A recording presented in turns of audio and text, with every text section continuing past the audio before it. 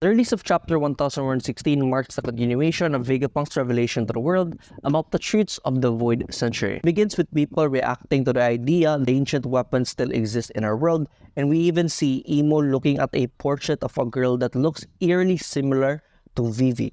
Obviously, this person is probably Nefertari D. Lily, one of the members of the 20 Kingdoms who fought against Joy Boy but did not become a celestial dragon and chose to stay in the lower world and became a member of the D clan. We see the people of Alabasta creating a funeral procession for the deceased King Cobra, and we see Iram shedding a tear because obviously right now it is believed by the world that Vivi is missing.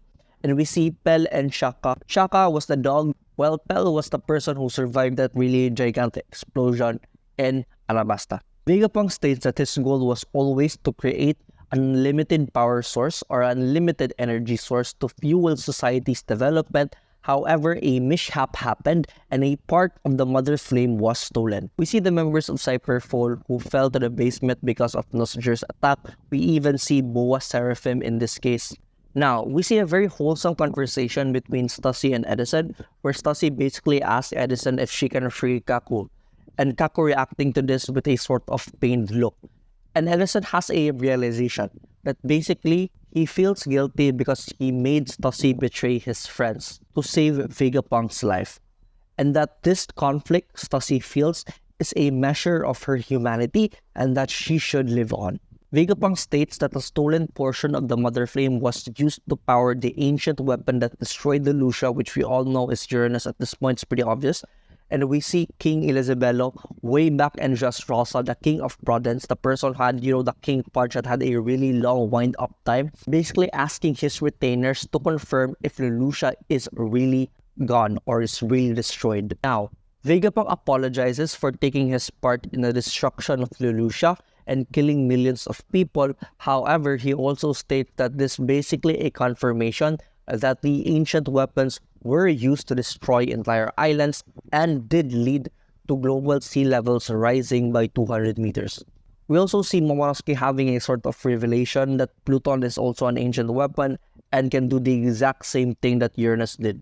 According to Vegapunk, it was Joy Boy's specific intention to pass on the ancient weapons to the future generations. However, he questions the morality of this decision because hasn't the world sunk enough, basically. We see Sengoku reacting to Vegapunk's revelation by stress eating. Now, I don't really know if all of the higher-ups of the world government knows the truth about the Void Century. However, so far, none of them have reacted in a surprised manner. I think they're just anxious of what the repercussions of this information being spread to a lot of people in the world, to the current world order. Even see Akainu reacting sort of in a very angry manner to Vegapunk's revelation. Now, Vegapunk mentions that although some parts of the Void Century is still a mystery even to him, he states that there are people who knows the full truth about the Void Century, and that is the former members of the Pirate King's crew, the Roger Pirates. We see people questioning why pirates like Rogers knows about the truth of the Void Century and that them knowing this information is very dangerous. We even see Crocus listening into this information with Laboon, the doctor of the Roger Pirates. Now, we see York's reaction to Vegapunk's message, and she states that it's basically impossible for Vegapunk to find out that she stole the Mother Flame because she cut off their memory link. However, she quickly realizes that Vegapunk probably used his sensors to detect the change in Leloucha. However, she also mentions that the timeline doesn't add up because there's no way for Vegapunk to know that the world government would attempt to kill him.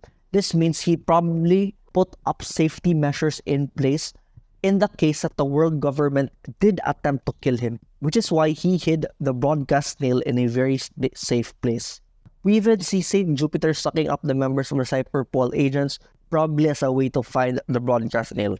York also basically confirms the location of the broadcast snail and tells this information to the five elders. She states that the broadcast snail is located in the Fabrios Stratum and that it's being protected by the Iron Giant. By the way, the Iron Giant looks so damn badass. Now, Vegapunk brings up a very interesting point. He basically questions the morals of the Roger Pirates. This is because if they knew the full truth about the Void Century, why didn't they tell anyone Why didn't they tell the world? Why didn't they do anything at all? We see Rayleigh being drunk as hell and Shaki calling her out on it. If you remember, Shaki was a member of the Kuja Pirates, a former empress of the Kuja Pirates, or a former empress of the Kuja tribe. Rayleigh basically mentions nga Vegapunk has said too much and that he shouldn't spoil the fun for the next generation, and that the thrill should be kept to the future generations. I don't really know what this means. I don't know why the Roger Pirates wanted to keep the truth about the Void Century so hidden away.